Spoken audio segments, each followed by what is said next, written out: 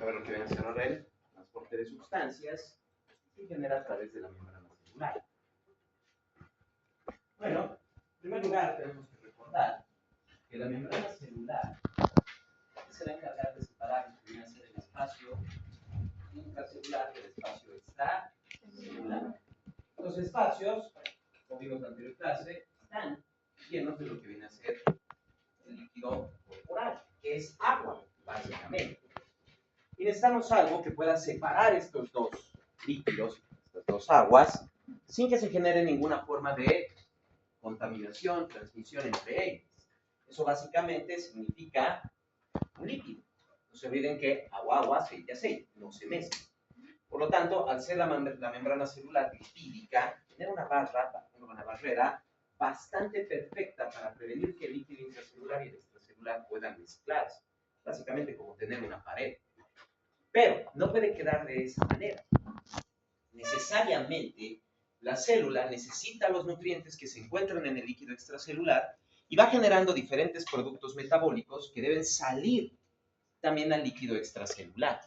No solo productos de desecho, como la urea, las creatininas, como también lo que viene a ser el dióxido de carbono, sino también sustancias que necesiten otras células, hormonas, aminoácidos, proteínas, etcétera, que otra célula pueda necesitar. Es por eso que se necesitan mecanismos que permitan el paso de estas sustancias a través de la membrana celular. Si solo estuviera una pared, ¿cómo podríamos salir del agua? Tiene que haber algo. En este caso, una ventana, puertas, etc. Así como el marco de una ventana, el marco de una puerta, tienen que haber estructuras que permitan el paso de sustancias. Claro, no todas las sustancias van a necesitar una estructura. Hay sustancias liposolubles, como los ácidos grasos, algunos aminoácidos como la tirosina, u otras moléculas, como por ejemplo el oxígeno y el dióxido de carbono, que no son solo hidrosolubles, también son liposolubles.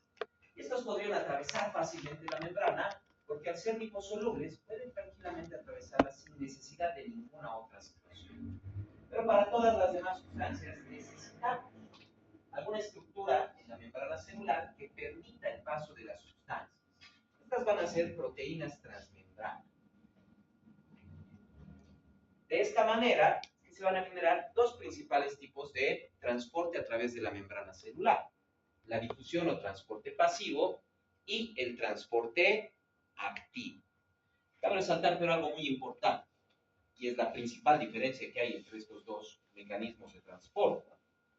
No se olviden que para que haya movimiento necesariamente tiene que haber energía. Un objeto no se va a mover para nada a menos que se le aplique energía, ¿verdad? Entonces, en ambos casos tiene que haber energía para poder generar el movimiento. En lo que viene a ser la difusión o transporte pasivo, la energía es energía cinética. O sea, se va a aprovechar alguna energía natural que se pueda generar. No propiamente gastar la energía de la célula, sino aprovechar algún tipo de energía para generar ese movimiento. En la naturaleza podemos encontrar múltiples formas de energía. Por ejemplo, ¿qué hace que este marcador se mueva? ¿Qué hace que se mueva aquí? La inclinación de la mesa. Exacto, la gravedad es lo que lo va a mover. De la misma manera que el agua, por ejemplo, se mueve en un río, porque está yendo de un punto de más alto a un punto más bajo. Por eso tiene ese flujo. Si nosotros, por ejemplo, tenemos un globo, una pelota, un neumático, y le colocamos aire, abrimos la válvula y ¿qué va a pasar? Va a salir el aire. ¿Por qué? Porque está a mayor presión dentro que fuera. Entonces son energías cinéticas y lo mismo se necesita para lo que viene a ser la difusión o transporte pasivo. Tiene que haber una energía cinética que permita ese movimiento. Por otro lado, en el transporte activo, la célula va a tener que gastar su propia energía. Y la energía celular es el ATP, el adenosín trifosfato. Transporte pasivo o difusión, la energía que mueve las sustancias más la energía cinética, mientras que en el transporte activo, la energía que mueve las sustancias va a ser el ATP, la propia energía de la célula. Va a gastar su propia energía para poder movilizarse. Para que vayan viendo cómo funcionan, por ejemplo, estos gastos energéticos que puede hacer una misma célula. Si ustedes toman una patineta, una bicicleta, cualquier cosa, para bajar de una colina, ¿gastan energía? No, la gravedad, la energía cinética los va a bajar, pero para subir, tienen que gastar su propia energía. Entonces, el descenso sería transporte pasivo y la elevación sería transporte activo. Esa es la diferencia que vamos a ver en el gasto energético. Claro, va a haber diferencias también entre las proteínas, el movimiento y demás, pero en esencia, la principal diferencia que hay entre difusión o transporte pasivo y el transporte activo es propiamente el gasto energético. El transporte pasivo o difusión utiliza energía cinética, no gasta nada de energía la célula. Aquí es la energía natural la que va a mover las sustancias. En cambio, en el transporte activo, sí tiene que gastar energía la célula. Debe gastar su propia energía, que viene a ser propiamente el ATP. Entonces, ahora vamos a empezar a ver estos mecanismos de transporte, empezando con la difusión. Hay dos formas de difusión, la difusión simple y la difusión facilitada, que aquí también lo podemos ver.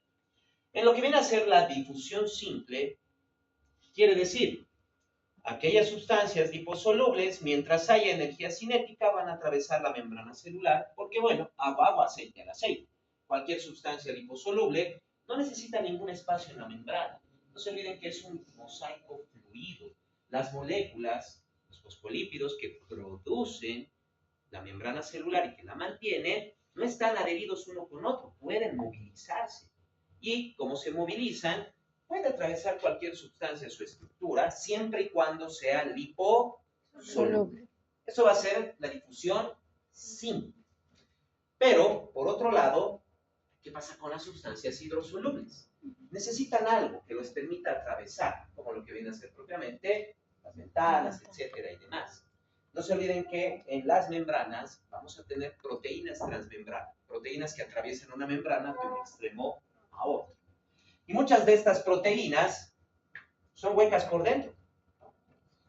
Generan entonces un canal o un poro. Y a través de ese canal o poro es que va a atravesar esa sustancia hidrosoluble. De la misma manera que una ventana abierta permite la entrada y salida de aire. Mientras la ventana esté abierta, el aire puede entrar, puede salir.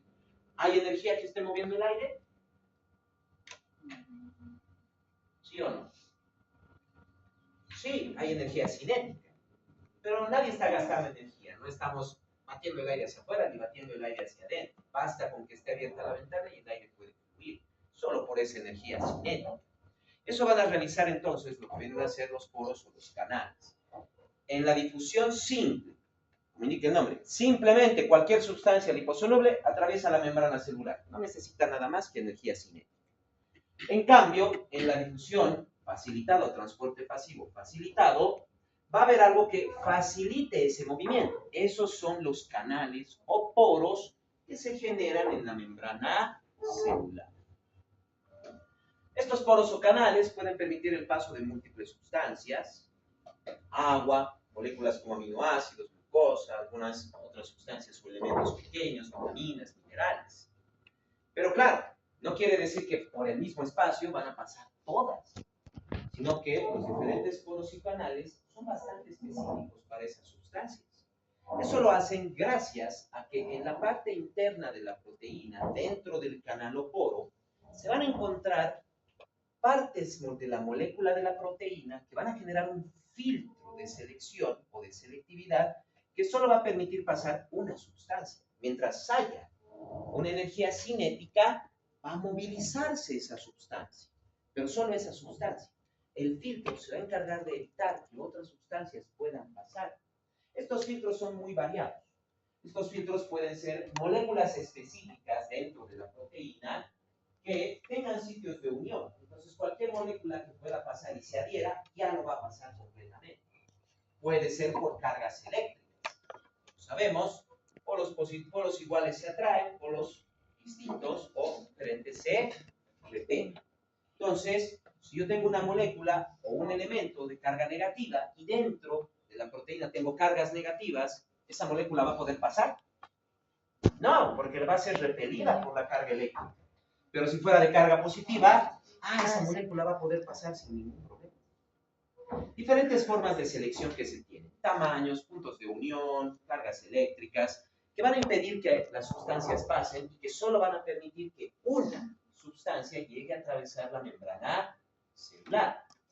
Eso es lo que le da a las membranas lo que conocemos como permeabilidad selectiva.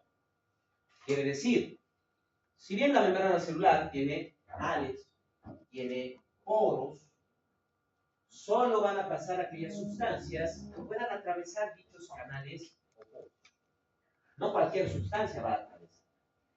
Claro, hay una gran variedad de sustancias que pueden atravesar la membrana celular, pero no todas necesitan las mismas sustancias.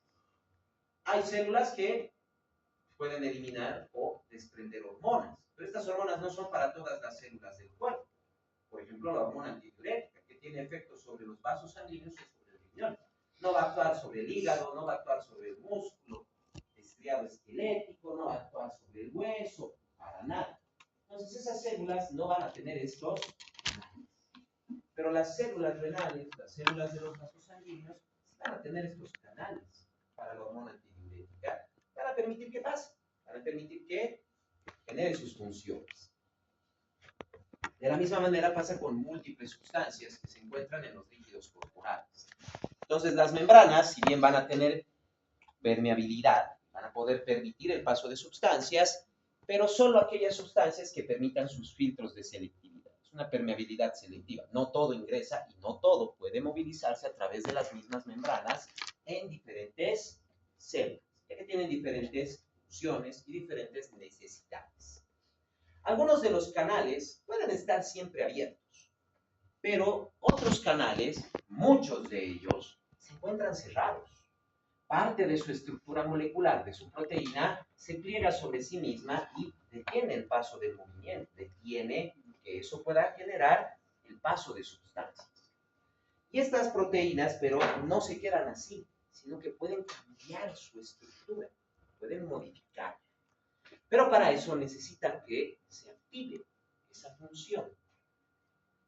Ustedes recordarán desde biología celular, histología, etcétera, los aminoácidos, que son los que forman las proteínas, tienen diferentes estructuras. Una gran variedad de aminoácidos tienen diferente afinidad. Mínimamente hay aminoácidos que tienen carga positiva y aminoácidos que tienen carga negativa. Algunos son hidrosolubles, algunos son liposolubles. Lo que quiere decir que si yo tengo una cadena de proteínas, los aminoácidos aquellos aminoácidos que tienen afinidad van a tratar de acercarse y los aminoácidos que no tienen afinidad van a tratar de alejarse. Eso va a hacer que la molécula se pliegue, lo que genera la estructura terciaria o cuaternaria de las proteínas, ¿verdad? Entonces, si yo a esa proteína le cambio un aminoácido, modifico un aminoácido, ¿qué va a pasar? Ese aminoácido que estaba trayendo una molécula, ahora puede que empiece a repelerla. Entonces, la estructura de la proteína empieza a cambiar, empieza a modificarse. Es lo mismo que yo tuviera una cadena de imanes. Si los acerco, se van a unir. Si un imán lo doy la vuelta, una parte se va a movilizar, porque ya va a haber fuerzas que van a modificar esa estructura. Para poder modificar una estructura proteínica, basta solo eso. Generar ya sea un estímulo químico o un estímulo eléctrico. O sea, yo le aplico a la proteína una carga eléctrica, eso me va a cambiar la estructura de la proteína. O le puedo unir otra molécula, un estímulo químico, y esa molécula me va a provocar también la variación de la estructura de la proteína. Eso pasa con todas las proteínas del cuerpo, con todas. Si se cambia alguna parte de su molécula, cambia su estructura y eso puede provocar inclusive que deje de funcionar la proteína. Puede provocar que deje de funcionar. Un ejemplo claro tenemos en la hormona de crecimiento. La hormona de crecimiento humana es una cadena de solo 191 aminoácidos.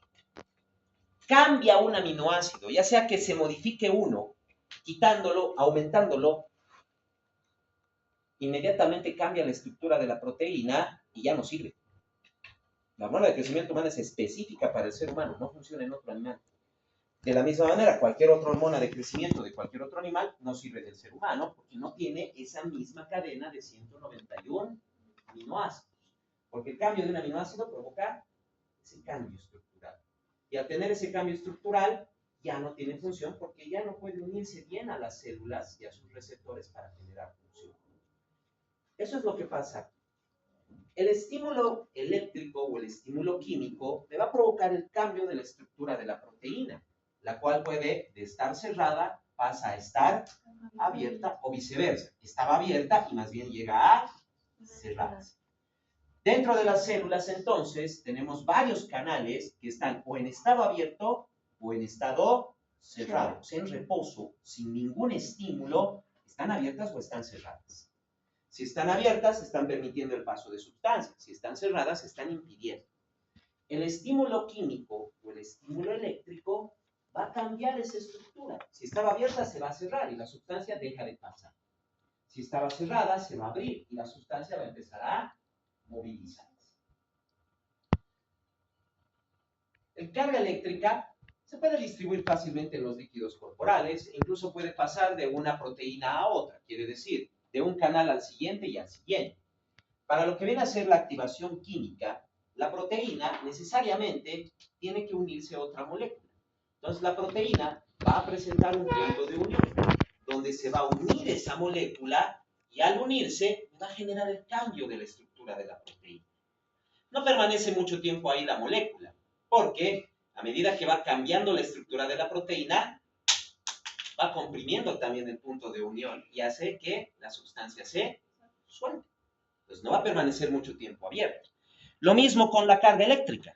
Mientras esté presente la carga eléctrica, la proteína tiene otra estructura. Pero una vez que desaparece la carga eléctrica, la proteína va a volver a su estructura original. En cualquiera de los casos, vamos a tener entonces solo una modificación temporal de la estructura de la proteína que va a permitir que ésta se abra o se cierre. Pero una vez que desaparece el estímulo y todo vuelve a lo normal, a lo original, va a volver también la proteína a su estado original, ya sea un estado abierto o un estado cerrado. Eso es lo que va a generar entonces que estos canales se abran, se cierran más. Pero también tenemos lo que viene a ser propiamente la dirección y otras fuerzas que van a determinar el movimiento de las sustancias. En primer lugar, ¿de dónde va a venir? ¿De dónde va a venir la energía cinética? Sabemos que la difusión facilitada va a utilizar transportadores o canales. Pero ¿de dónde viene la energía cinética? Esa energía cinética depende de la concentración de la sustancia. Entre mayor cantidad de sustancia haya en un lugar, mayor presión va a generar. En este momento, tenemos alrededor de entre 30 a 40 personas dentro del agua. Más o menos. Si fuéramos unos 200, ¿estaríamos tranquilos? Porque ahorita estamos todos tranquilos sin problema. Pero si estuviéramos 200 personas, ¿cómo estaríamos?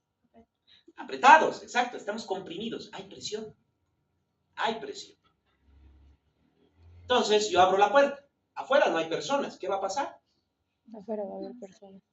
Los que están en la puerta van a, o sea, aunque no quieran, aunque traten de agarrarse, pero como hay más presión, van a salir. Eso es lo que está pasando aquí. Hay una gran concentración de una sustancia a algún lado de la membrana, se abre el canal y eso permite el movimiento de la sustancia. Siempre en la misma dirección.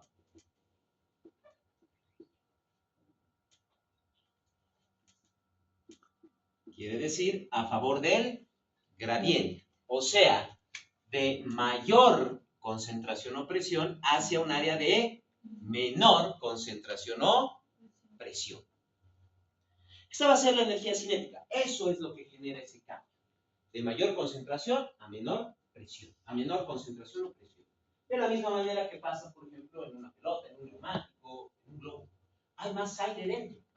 Le abrimos la boquilla y como afuera está en menor presión el aire, inmediatamente va a salir.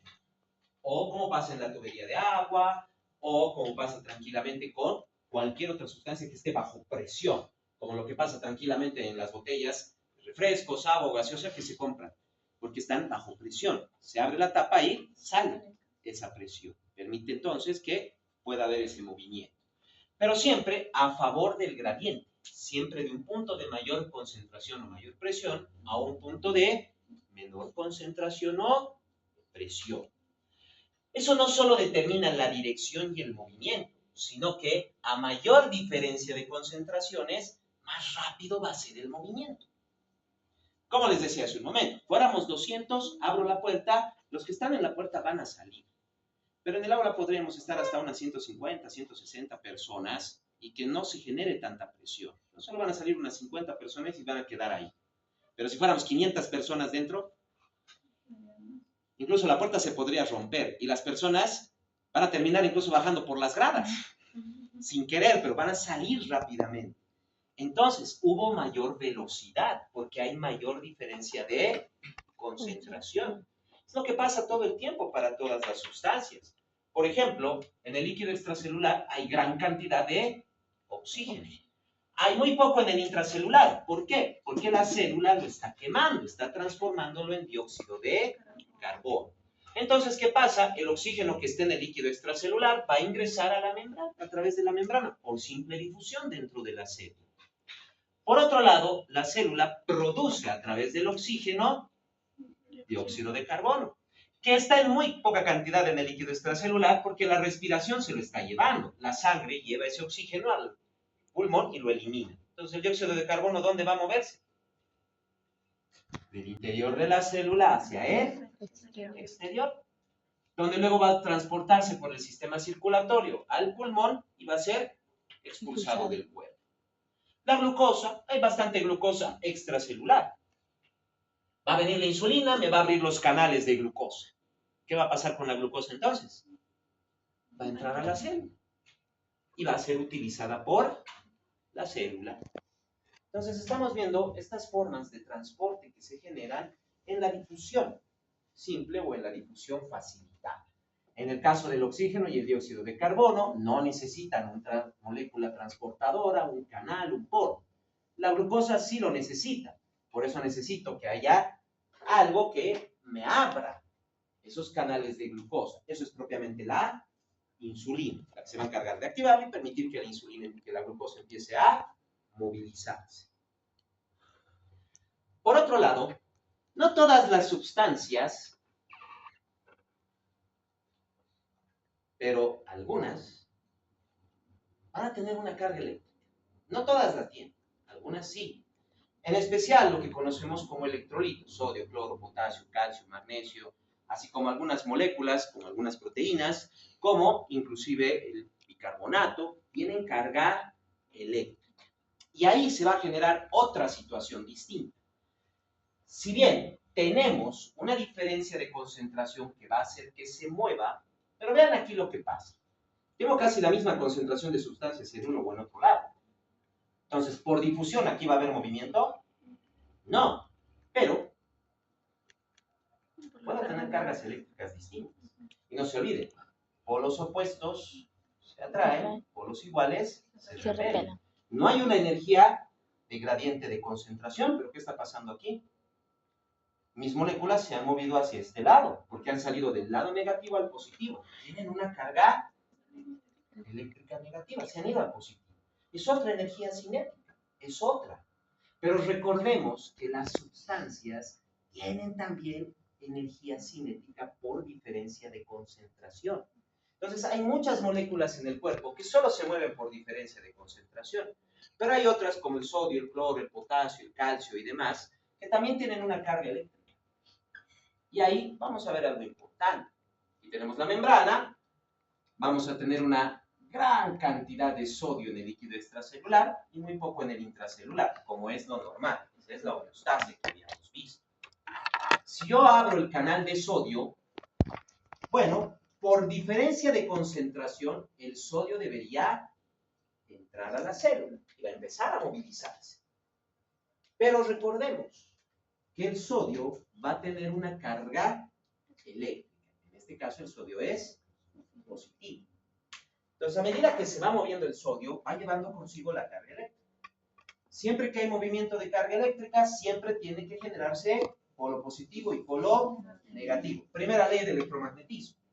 Entonces, a medida que se va moviendo el sodio, que va con su carga eléctrica, está llevando su carga positiva, lo que hace que el interior se vuelva positivo.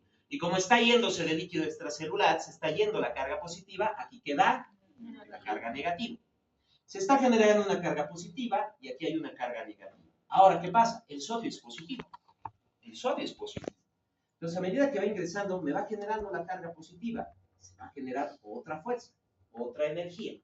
La energía cinética del gradiente de concentración está introduciendo al sodio y la energía cinética por carga eléctrica está sacando al sodio. Lo va a empezar a sacar. A eso lo conocemos como el potencial eléctrico. Todas las moléculas que tienen alguna carga eléctrica, átomos, etcétera, siempre van a tener ese potencial. Van a poder moverse atrayéndose hacia los polos opuestos. Y si por otro lado tenemos una energía que lo está empujando en el sentido contrario, va a haber una dinámica ahí de choque de energía, ¿verdad? Por un lado está empujando la energía cinética de la diferencia de concentración y en sentido opuesto va a estar empujando la carga eléctrica. Va a llegar un punto, a medida que va moviéndose el sodio, generando las cargas, en que ambas fuerzas se van a igualar. Se van a igualar. Si bien la diferencia de concentración y la carga eléctrica tienen diferentes magnitudes en fuerza, quiere decir que no siempre van a estar las mismas concentraciones para generar la misma fuerza. Pero va a llegar un punto en que sus fuerzas van a ser iguales. Va a quedar como justamente están quedando en este momento mis manos. Si yo presiono, no puedo mover ni a la izquierda ni a la derecha. Ay, la energía las mantiene ahí, colgadas. No puede entrar ni salir. Lo mismo va a pasar aquí. Esa molécula, ese electrolito, va a quedar colgado. Ya no va a poder entrar y ya no va a poder salir. Las energías, las fuerzas se han hecho idénticas. No hay más movimiento. Cuando ocurre eso, se dice que hemos alcanzado el potencial de Nernst. Potencial eléctrico, potencial de movimiento que tienen las moléculas y de moverse con sus cargas eléctricas. Potencial de Nernst, viene a ser la carga eléctrica necesaria para impedir el movimiento por diferencia de concentración. Ese va a ser el potencial de Nernst. Mi carga eléctrica necesaria para impedir que esa molécula pueda movilizarse por la diferencia de concentración. Cada molécula de carga eléctrica, sea sodio, cloro, potasio, calcio, magnesio, hidrógeno, bicarbonato, aminoácidos, etc. U otras moléculas, como algunas proteínas, entonces van a tener esa capacidad. Tienen tanto un movimiento cinético por diferencia de concentración, diferencia de presión, y también pueden generar un movimiento o energía cinética por su potencial eléctrico. Y cada uno va a tener su propio potencial de Nernst. Ahora entienden por qué en la homeostasia hay diferencia de concentraciones. Por esto mismo.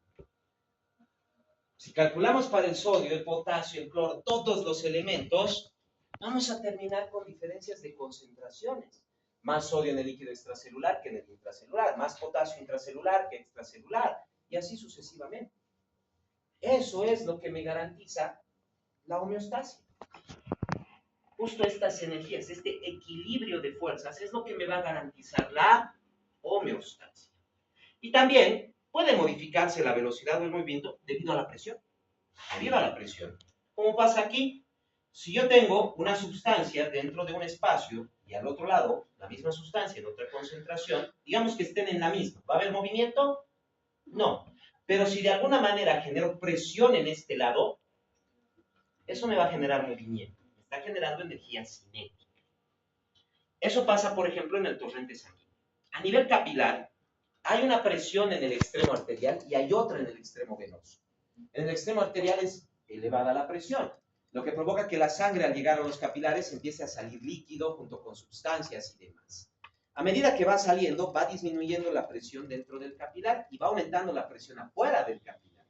De tal manera que cuando llegamos al extremo venoso, ya más bien el agua y las sustancias empiezan a entrar al torrente sanguíneo.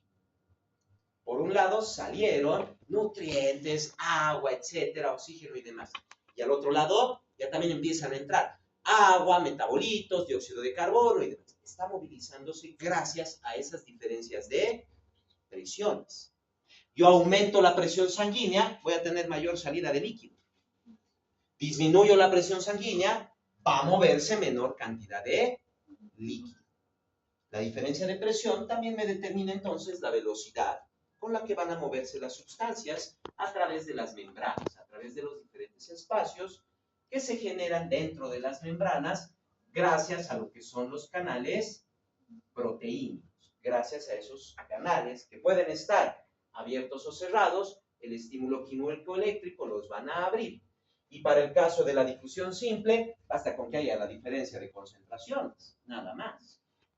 Los lípidos, el colesterol, los ácidos grasos, así como algunas moléculas como la tirosina o inclusive el oxígeno y el dióxido de carbono, atraviesan la membrana sin espacio, sin nada, porque son de difusión simple.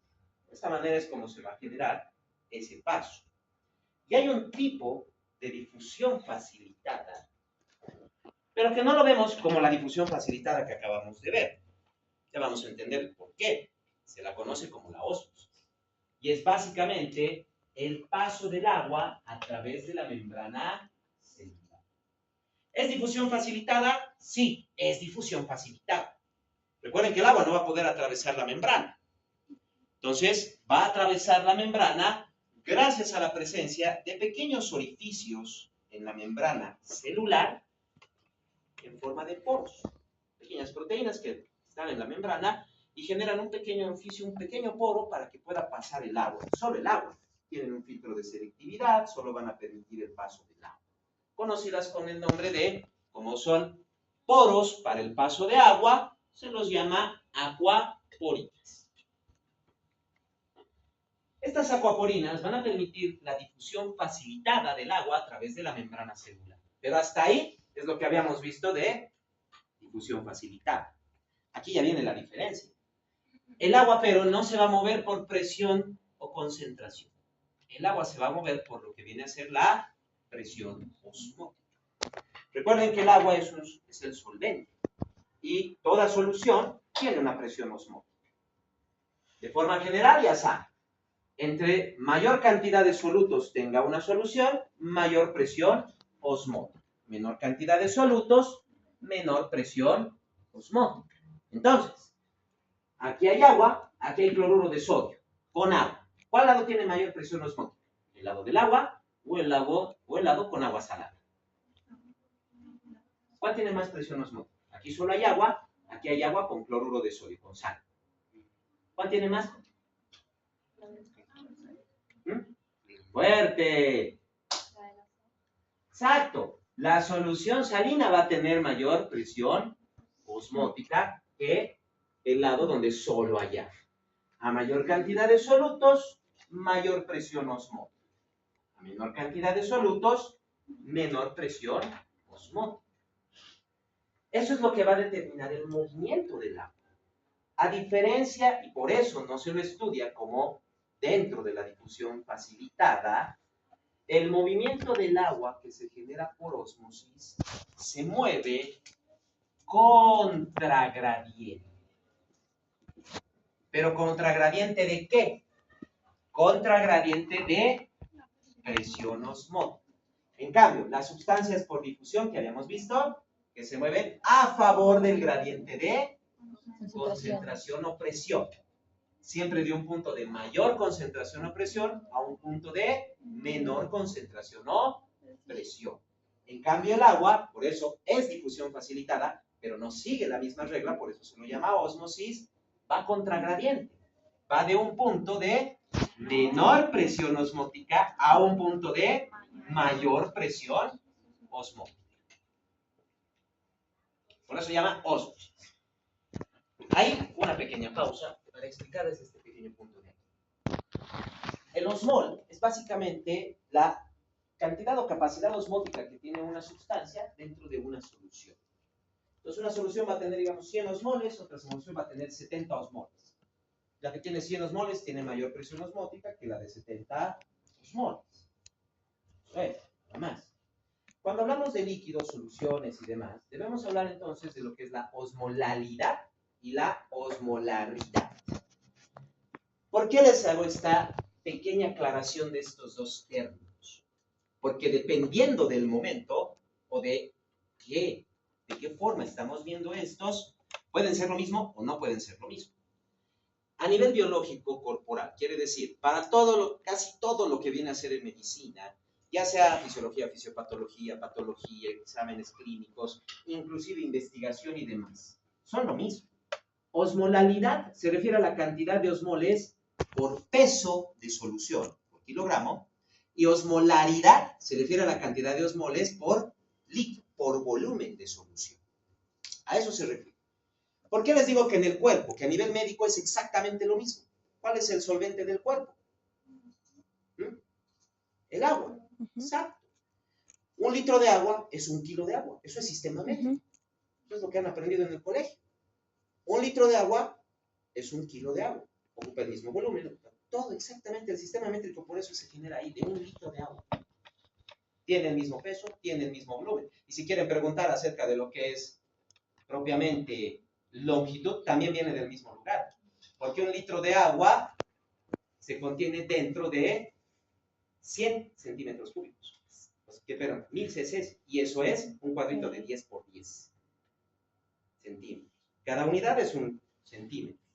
Eso es el metro. De ahí viene toda la unidad de medida. El sistema métrico viene de ahí. Es una unidad estándar por eso. Entonces, como estamos hablando del agua como solvente, y el agua es el solvente del cuerpo, no hay otro, por eso osmolalidad y osmolaridad en el cuerpo para medicina, patología, fisiopatología, fisiología, exámenes clínicos, etc., son lo mismo. Porque la cantidad de osmoles por kilogramo es la misma que por litro, porque es el agua. ¿Y por qué viene la diferencia? Les digo que estén atentos. Porque ustedes llevan también bioquímica. Y ahí no es lo mismo. Porque en química y en bioquímica solo utilizamos agua como solvente. ¿Cuáles son los otros solventes?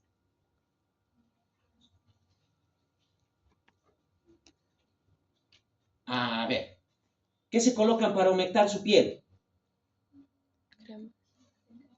¿Qué se colocan para evitar, por ejemplo, malos olores? Desodorante. ¿Y qué soluciones son esas? ¿Cuál es la base? En las cremas son aceites, en el desodorante son alcoholes. Y no son lo mismo. 1 litro de aceite pesa más de 1 kilo. 1 litro de alcohol pesa menos de 1 kilo. También tienen diferentes volúmenes y pesos. Por eso en química y en bioquímica, osmolalidad y osmolaridad no son lo mismo. Porque en química, en bioquímica se utilizan diferentes solventes. Mínimamente estamos hablando, por ejemplo, de jarabes, estamos hablando de alcoholes, estamos hablando de aceites, estamos hablando de cremas, que son cosas que se utilizan también en medicina. Se utilizan. Por eso mismo no son lo mismo. Una aclaración ahí por eso. En cualquier otra materia que lleve, ya sea patología, fisiopatología, etcétera, si ven en los textos osmolalidad y osmolaridad, no se estén rompiendo la cabeza, son lo mismo. Pero si lo ven en bioquímica, ahí sí rómpanse la cabeza. Porque no son lo mismo. No son lo mismo. Si yo les digo 10 osmoles por kilogramo de agua, es lo mismo que 10 osmoles por litro de agua. Pero si les digo 10 osmoles en aceite, no es lo mismo por kilogramo que por volumen. No es lo mismo. Por eso esa pequeña aclaración en ese punto. Medicina, no va a haber problema, pero ustedes también llevan la materia de bioquímica. Entonces ahí sí pueden tener, en alguno de los textos están estos términos y se pueden llegar a confundir. Recuerden que ahí, lo bueno es que no tienen que calcular nada, solo tienen que tomar en cuenta esos números que no son lo mismo en uno o en otro. Ahora, como les decía, el agua tiene que moverse de un punto de menor presión osmótica a un punto de mayor presión osmótica. ¿Por qué será que el agua se va a mover de esta manera?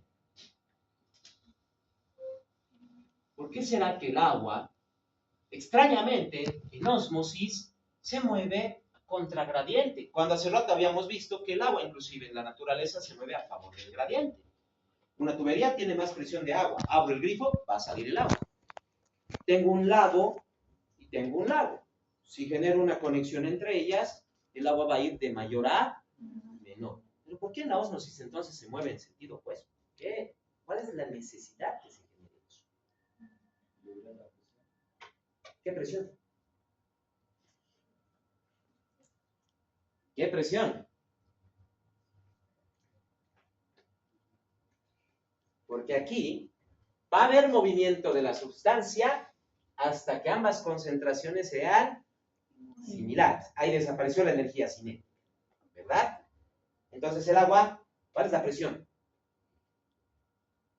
Aquí. Exacto.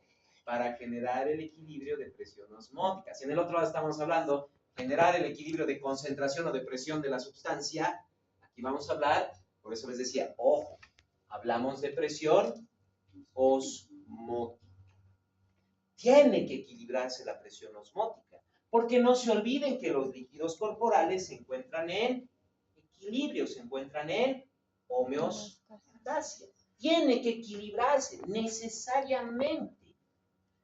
Si yo tengo dos cámaras, una cámara A, una cámara B, separadas por una membrana solo permeable al agua, como pueden ver, el agua se va a mover de un punto de menor presión osmótica a un punto de mayor.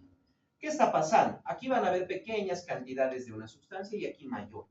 A medida que el agua se mueve, solo se mueve el agua. Entonces, como se mueve a este espacio, lo empieza a diluir, su presión osmótica empieza a bajar. Y como está saliendo de este espacio, este lugar se empieza a concentrar, empieza a aumentar su presión osmótica. Y el agua se va a mover hasta que ambas presiones estén equilibradas, nunca iguales. Recuerden lo que les había dicho de homeostasia.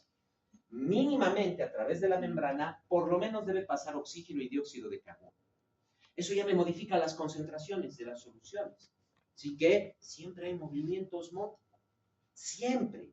No solo está moviéndose oxígeno y dióxido de carbono. La célula no solo va a utilizar oxígeno para generar ATP. Necesita otras moléculas. Necesita glucosa, necesita ácidos grasos, necesita aminoácidos.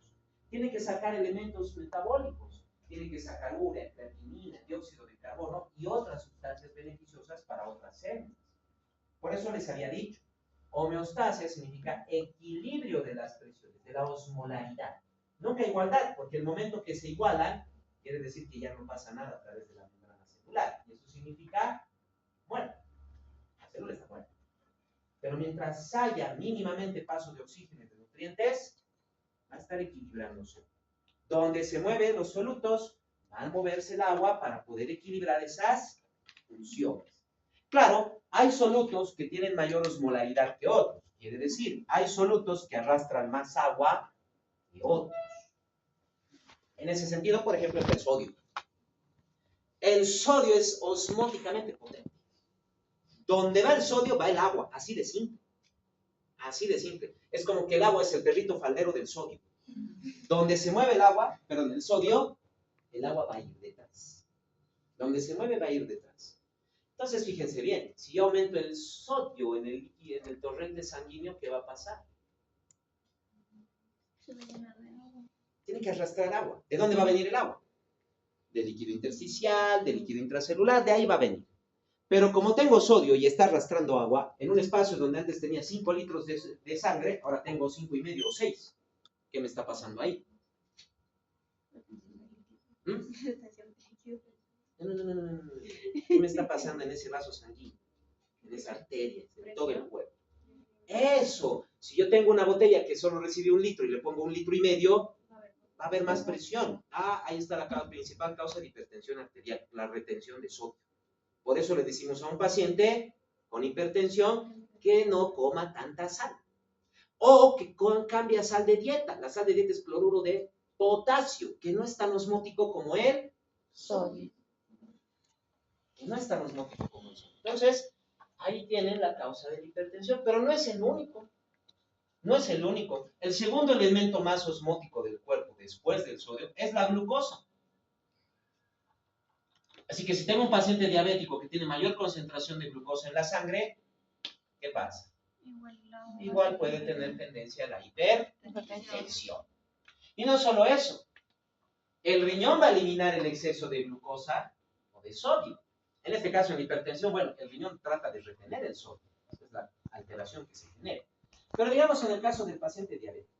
El paciente diabético tiene demasiada glucosa y el riñón va a tratar de eliminar la glucosa. Como está eliminando glucosa, tiene el mismo efecto osmótico dentro del riñón. Mientras se vaya la glucosa, va a arrastrar consigo agua. Todo paciente diabético tiene poliuria, o sea, orina harto. Y no solo eso, está perdiendo líquido.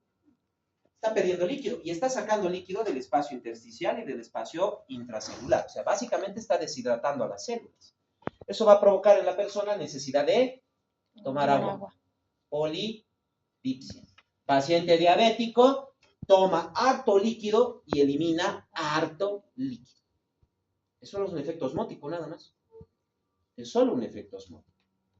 Y ese mismo efecto osmótico lo vemos en diferentes elementos, sustancias. Claro, el sodio y la glucosa son los más potentes en lo que se refiere a osmolaridad, pero hay otros que pueden generar los mismos efectos. Claro, en condiciones mucho más grandes, severas, a las que difícilmente se llega, pero sí pueden tener cierto movimiento de los líquidos corporales. Pues ya saben que el agua se mueve por ósmosis porque debe generar la homeostasis. No hay otro punto. Tiene que generar homeostasis. Debe hacerlo. Antes de pasar al transporte activo, ¿queda entendido la difusión? Transporte pasivo, tanto en sus formas normales como en la ósmosis. ¿Seguros? Pasemos entonces al transporte activo. Bueno, en el transporte activo tengo lo mismo. Voy a tener una proteína transmembrana, pero a diferencia de lo que habíamos visto en la difusión, estos no son canales. No tienen un espacio, no están cerrados o algo que luego permite el movimiento. No, sino que esta proteína va a tener una característica, va a tener un punto de unión. No se olviden que para el transporte activo, ¿qué necesito? ATP. Necesito ATP. Exacto. Necesito el ATP. Entonces, como necesito darle ATP a la proteína para que cambie su estructura, en el punto de unión de la molécula, ahí mismo voy a tener una enzima, conocida como ATPasa, que está inactiva. Entonces, una vez que se une la molécula a ese punto de unión, se va a activar la enzima, la ATPasa. La ATPasa simplemente va a hacer una función. Va a tomar el ATP y lo va a transformar en ADP. Quiere decir, le ha quitado un fosfato. Orgánicamente, los fosfatos funcionan como baterías. Entonces, yo le quito un fosfato al ATP y ¿dónde lo coloco? Lo coloco en la proteína. Como les dije, funciona como una batería. Entonces, le está dando energía química a la célula. Esa energía, como le estoy dando el fosfato, ¿qué me va a provocar? ¿Qué pasa con las proteínas cuando le cambio algo? Cambia su estructura, va a cambiar la estructura de la proteína, se va a plegar de otra manera. Ahí es donde viene el transporte. No se olvide, la molécula ha venido, se ha unido. Me ha activado la ATPasa le ha quitado un fosfato al ATP, lo ha colocado en la proteína y esta va a cambiar su estructura. Y al cambiar su estructura, vean bien, lo mismo que les expliqué hace un momento con los canales y la activación química. Al cambiar su estructura, cambia el punto de unión y bota la sustancia, la elimina. Como ha cambiado, me bota la sustancia, pero como cambió, ahora atravesó la sustancia.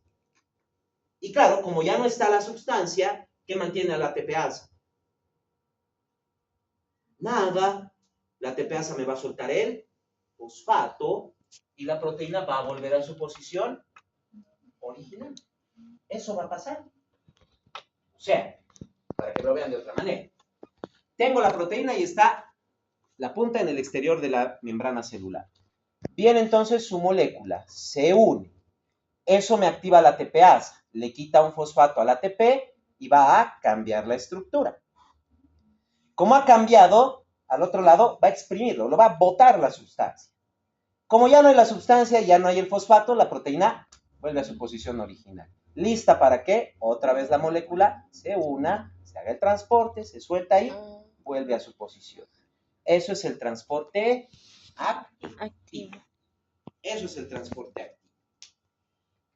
Y de igual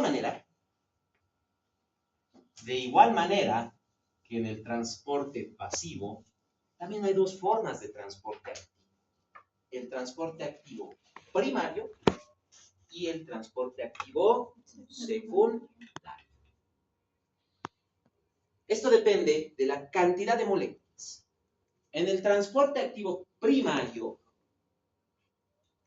se gasta energía para mover una molécula a través de la membrana celular. Nada más. En el transporte activo secundario, se gasta energía para mover una molécula y se aprovecha ese gasto energético para mover una segunda molécula. Para mover otra vez. Entonces, en el primario, solo gasto energía para mover una. En el secundario, gasto energía para mover una, pero genera suficiente gasto energético que puedo aprovechar para mover una segunda molécula. El transporte activo secundario también se divide en dos, lo que viene a ser el cotransporte y el contratransporte. Y depende mucho de la dirección de la segunda molécula comparada con la primera. Si ambas moléculas se mueven en la misma dirección, a eso se llama transporte activo secundario por cotransporte. Si una molécula se mueve en una dirección y la otra en dirección contraria, eso va a ser el contratransporte. O sea, transporte activo secundario por contratransporte. No importa la dirección. Si las dos se mueven en la misma dirección, cotransporte. No interesa si entran o salen, solo que se muevan en la misma dirección. Pero si las moléculas se mueven en dirección contraria, contratransporte. No importa cuál entra, no importa cuál sale. No interesa, solo la dirección que tiene. Transporte activo primario, gasto energético para mover una sustancia. Transporte activo secundario, gasto energético para mover una, pero que genera suficiente gradiente y gasto para mover una segunda molécula. Porque es que no están entendiendo. Quiero dar un ejemplo de uno. Un voluntario. Que sea, un voluntario. Venga. Voluntario, nadie. Aquí. Muy bien. Vean eso.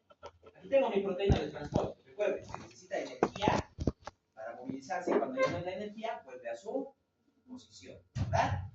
Ahora.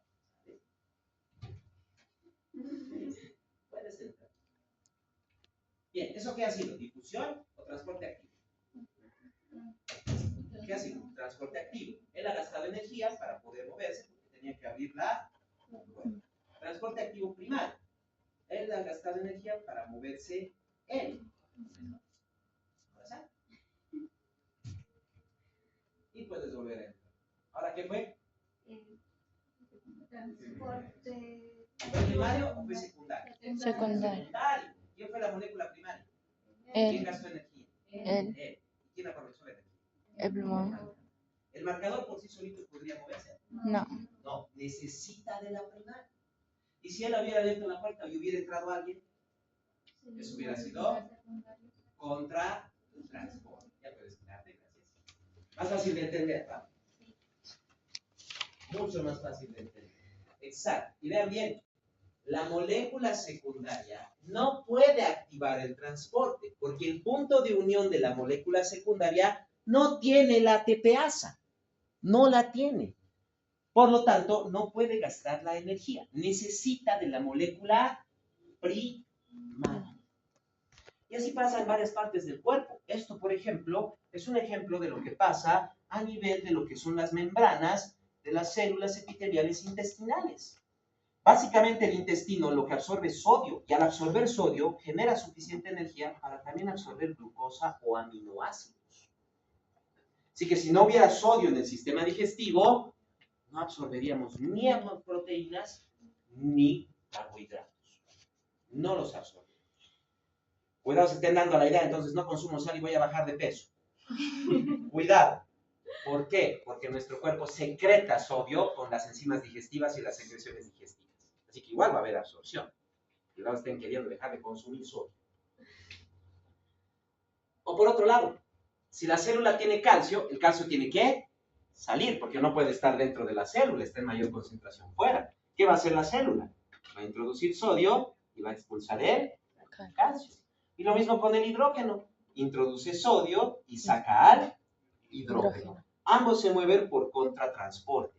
Ni el calcio ni el hidrógeno pueden salir por sí solos, porque en sus puntos de unión no está la ATPasa. Necesitan del sodio. Lo van a necesitar. Entonces, la célula absorbe sodio y elimina calcio o hidrógeno. Aquí tengo un ejemplo. Es la bomba de sodio y potasio. Esta es la bomba de sodio y potasio. ¿Por qué se llama bomba de sodio y potasio? Porque mueve tanto el sodio como al potasio. Pero fíjense bien. La bomba de sodio y potasio me va a sacar 3 átomos de sodio y va a introducir 2 átomos de potasio. Utiliza la ATPasa, transforma el ATP en ADP. La bomba de sodio y potasio, ¿será transporte activo primario o será secundario? Secundario. Esté bien lo que está en la pizarra. Comparen con todo.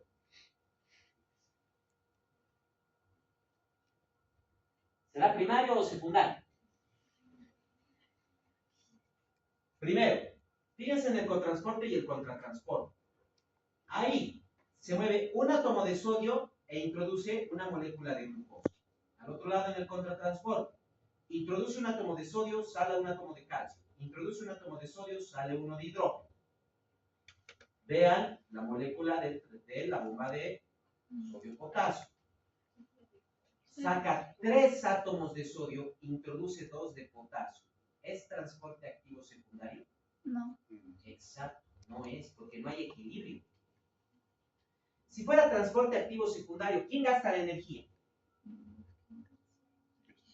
¿Sería el sodio o sería el potasio?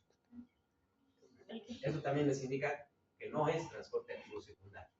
Porque si fuera el sodio, estamos perdiendo energía. Estoy moviendo 3 átomos de sodio y solo 2 de potasio. Estoy desperdiciando 1/3 de la energía. Y en el cuerpo eso no es nada bueno. Realmente, biológicamente hablando, no se desgasta energía.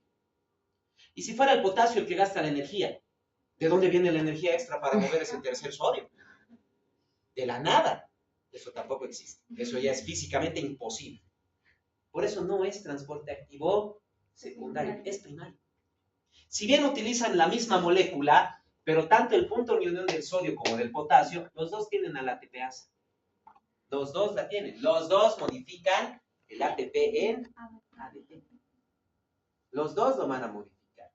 Ya vamos a ver la próxima clase por qué tienen que moverse al conjunto. Porque ustedes me pueden decir, ¿no sería mejor que haya un transportador de sodio y uno de potasio? Sí, debería, podría, pero no. ¿Por qué? Ya lo vamos a ver en la siguiente clase. ¿Por qué no se puede hacer eso? Eso tiene que ver con cargas eléctricas y potenciales. Siguiente clase.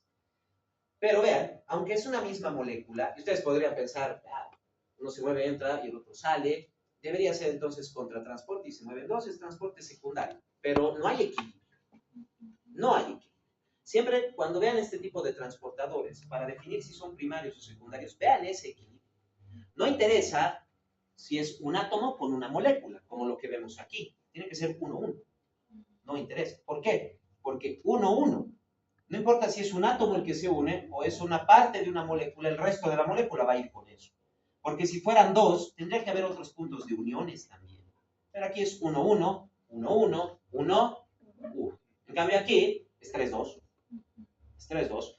Y tanto energéticamente como equilibrio, no es transporte activo secundario, es primario. Entre los dos se tienen que mover eso. Ahora bien, otra cosa que tienen que darse cuenta, y justamente lo que viene a hacer aquí. Está sacando sodio, está introduciendo potasio. No se olviden, pero que normalmente hay demasiado sodio fuera y demasiado potasio dentro. O sea, no solo está moviendo, gastando energía, sino que está yendo contra la difusión o transporte pasivo y contra las cargas eléctricas. Está moviéndose contra todo. Por eso, aquí, para que algo baje, solo necesito energía cinética. Pero para que suba, tengo que subir. O sea, energía cinética, energía química. Las células aprovechan eso. Es por eso mismo que en una misma célula podemos encontrarlo todo. Podemos encontrarlo todo. Vean, igual, esto es básicamente un esquema de lo que es el epitelio intestinal. El borde del cepillo del epitelio intestinal, la luz del intestino, donde van a estar los nutrientes. ¿Qué les dije? El epitelio intestinal lo que absorbe es sodio. Entonces aquí vamos a tener transporte activo secundario por cotransporte, absorbiendo sodio y al mismo tiempo absorbiendo aminoácidos y glucosa. Dentro de la célula, ¿qué está pasando? Me está aumentando el sodio, me está aumentando los aminoácidos, me está aumentando la glucosa. Entonces, en el borde basal de la célula, yo puedo abrir un canal de sodio y el sodio va a salir. Va a salir. Puedo abrir canales de glucosa, canales de aminoácidos, van a salir por difusión. O a medida que sale el sodio, también me puede estar arrastrando a los aminoácidos y a la glucosa. Se está moviendo sodio, aminoácidos, glucosa, o sea, osmoles, solutos. Está bajando la presión osmótica aquí y está aumentando la presión osmótica aquí. La ósmosis, el agua va a empezar a ser arrastrada por el sodio y todas las moléculas al torrente sanguíneo. Y claro, los lípidos, si tengo mayor cantidad de grasas aquí que en el torrente sanguíneo, por difusión simple van a empezar a moverse. Se van a empezar a mover. ¿Cuánta energía realmente me estaría gastando entonces el intestino para absorber?